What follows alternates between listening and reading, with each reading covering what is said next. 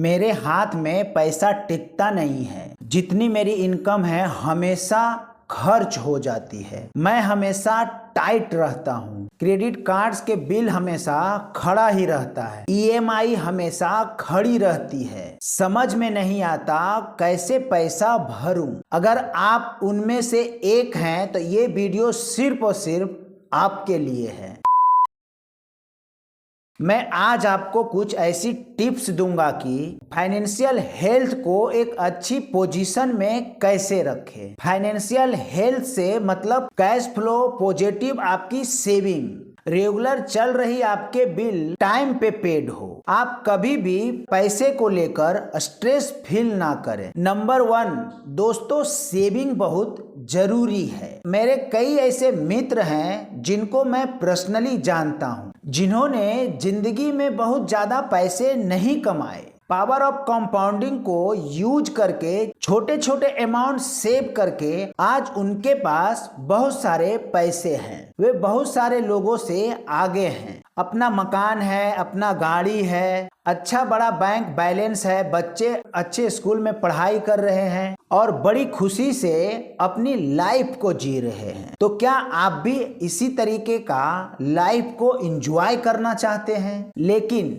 साथ साथ जरूरी है कि आप सेविंग भी करें और जो आपने सेविंग किया है उसे ऑटोमेट भी करें। पहली के 7 के बीच में म्यूचुअल फंड एसआईपी होती है या जो भी आपके इन्वेस्टमेंट है ऑटोमेटिक आपके अकाउंट से कट जाना चाहिए। और उसमें मेरा जो फॉर्मूला है 10% आपके इनकम का ऐसे फ्यूचर सेविंग के लिए जाना चाहिए जिसको आपको कभी भी टच नहीं करना। That is for your future retirement. और उसको किसी अच्छे मल्टी कैप म्यूचुअल फंड में लगाएं। आराम से 15 से 20% का कंपाउंडिंग रिटर्न आती है। बाय द टाइम 30-40 साल अगर आप जल्दी सेविंग करना शुरू करते हैं तो आपके पास करोड़ों रुपया बच जाते हैं। लोग अक्सर यह सोचते हैं कि यह छोटा छोटा अमाउंट 10,000 20,000 बचाकर क्या होगा, कुछ बड़ा कमा लेंगे तो बहुत अच्छी बात है।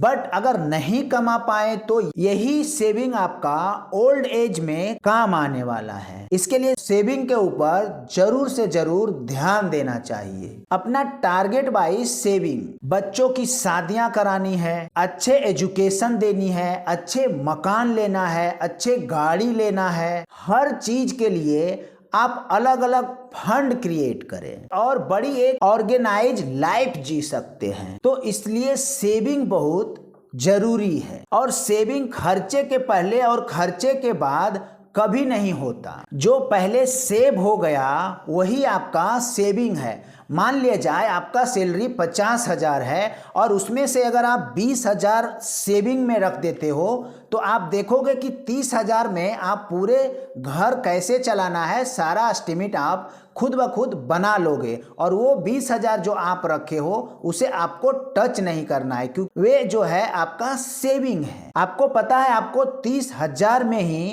पूरी खर्चा निकालना है, तभी आपकी एक कामयाब सेविंग हो पाएगी। एक और मैं आपको यहाँ पे टिप दे दूं। अक्सर मेरे पास कोचिंग के लिए लोग आते हैं तो उनकी लाइफ स्टोरी सुनकर मुझे बहुत अचंभा होता है कि जिस तरीके का सेविंग उन्हें करना चाहिए कभी उनका वो नाम तक नहीं सुने हैं। अगर उनका 50,000 का सैलरी है तो मुश्किल से महीने में वो 1,000 से 2,000 भी सेव नहीं कर पाते हैं। तो फिर जब इस तरीके का अगर उनका बिहेव रहा तो फिर उनका जो रिटायरमेंट प्लान है वे कैसे बन पाएगा? जब तक आपका हाथ पैर सलामत है तब तक आप खूब सारा मेहनत करके अर्निंग कर रहे हो और उस अर्निंग को कोई हिसाब नहीं है कि कहाँ पे खर्च हो रहा है। तो फिर जब आपका हाथ पैर सलामत नहीं रहेगा, जब आप रिटायर हो जाओगे तब आप क्या कर पाओगे? और एक इम्पोर्टेंट बात, आपका जो भी इनकम है मंथली इनकम का 5% आपको चैरिटी में डालना चाहिए क्योंकि जितना आप चैरिटी में डालोगे उतना ही ज्यादा आपका नया नया रास्ता खुलना स्टार्ट होता है। तो हमेशा चैरिटी के ऊपर ध्यान जरूर दें और अपने इनकम का 5% चैरिटी के लिए जरूर डोनेट करें। और हमेशा आप ये मान लीजिए कि मुझे एक चैरिटी फंड निकाल के रख देना है। अगर आपका कोई फ्रेंड सर्कल में कोई ऐसा इंसान है जिसे उस पैसे की जरूरत है, तो उसे आप देकर उनका हेल्प कर सकते हैं और सिर्फ उन्हें ऐसे चीजों में हेल्प करें ताकि उस पैसे से वे कुछ ना कुछ कर सके। ये नहीं कि उनके अय्यासियों के लिए ये पैसा उन्हें दे दिया जाए। अगर वे कोई बिजनेस शुरू करना चाह रहे हैं और कुछ उन्हें फंड की प्रॉब्लम आ रही है, तो आप ऐसे भी उस पैसे को चैरिटी में दान के लिए ही रखे हो, तो इस परिस्थिति में आप उन्हें ये पैसे दे सकते हो। अगर वे वापस कर देते हैं तो बहुत अच्छी बात है, फिर से आप उस चैरिटी फंड में आप रख सकते हो। और अगर नहीं भी वापस करते हैं तो आपका क्या, क्योंकि आपने तो पहले ही चैरिटी फंड के लिए 5% जो भी पैसा निकाल के रखा है उसी में से आपने दिया। आपका मेन सेविंग में से आपको किसी को भी 1 रुपये का लेन देन नहीं करना। यार दोस्तों की मदद करें, वापस आ गया तो ठीक, नहीं तो कोई बात नहीं। इस चीज को आप ऐसे समझिए, अगर आप एक आम का पेड़ लगाते हो तो आपको एक आम ही नहीं मिलता है, पुष्ट दर पुष्ट आपको वह आम का पेड़ फल देता ही रहता है। ऐसे ही हमारी जिंदगी है दोस्तों, हम एक मदद करते हैं, यूनिवर्स और भगवान हमें 100 मदद पहुंचाती है और हम जिंदगी में कामयाबी के रास्ते आगे बढ़ते चले जाते हैं। एक अच्छा कर्म, गुड कर्म आप अपने अच्छे के लिए जोड़ते चले जाते हैं। दोस्तों, आप अपने इन्वेस्टमेंट पर नजर रखें। जिंदगी में एक फाइनेंशियल प्लानर बहुत ही जरूरी है। लोग जिंदगी भर पीपीएफ में या पोस्ट ऑफिस में सेविंग करते हैं, 5%, 6%, 7% के ऊपर अपना सारा स्कोप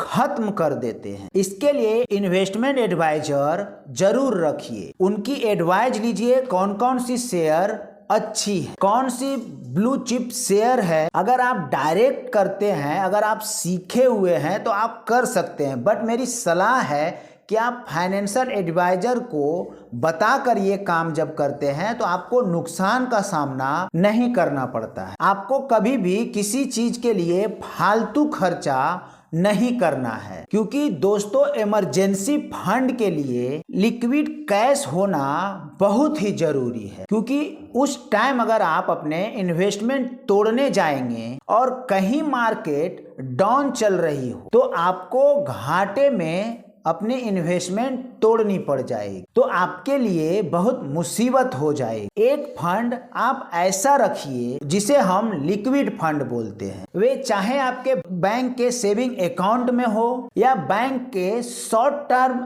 एफडी हो, ओके, लेकिन वे जो फंड है आपको इमरजेंसी में अवेलेबल हो। किसी भी इमरजेंसी के लिए आपको वे फंड क्रिएट करके रखना है। तो बहुत सारे सजेशन इसमें आते हैं और एक बात खास में आपको ध्यान देना है कि अपने सिविल स्कोर के ऊपर हमेशा नज़र बना के रखना है और अच्छे से अच्छे सिविल स्कोर आपको रखना है। और हर साल आपको ये चेक करते रहना है कि कहीं आपका सिविल स्कोर नीचे तो नहीं आ रहा है।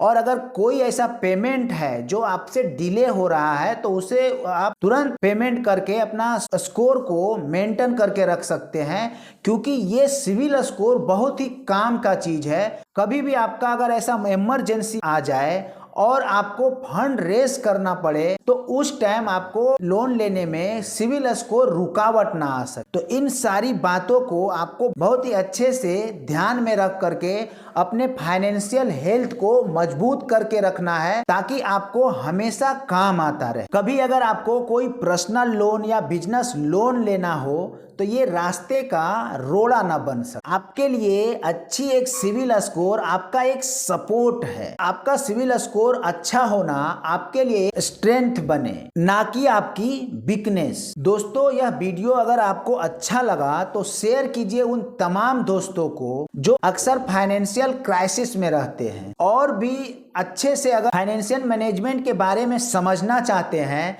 तो वीडियो को लाइक कर दीजिए और चैनल पे नए हैं तो चैनल को सब्सक्राइब कर लीजिए, ताकि मेरे चैनल पे ऐसे ही अच्छे अच्छे वीडियो आता रहता है तो आपके पास पहले पहुंच सके। तो धन्यवाद आपको वीडियो में लास्ट तक बने रहने के लिए।